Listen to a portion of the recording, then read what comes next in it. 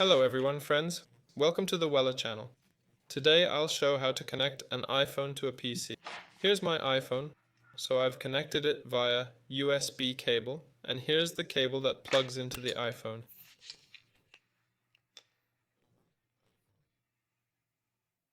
Here, now I'm inserting it into the iPhone.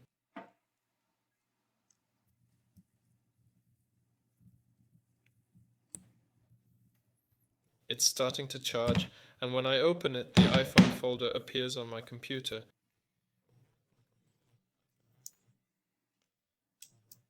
It's empty because we need to authorize this computer first. There it is. Now we can control the iPhone, open iTunes, right?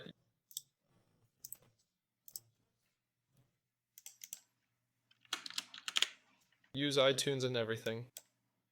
That's it. That's all for today. This has been Weller. Please like and subscribe to the channel. Goodbye, everyone.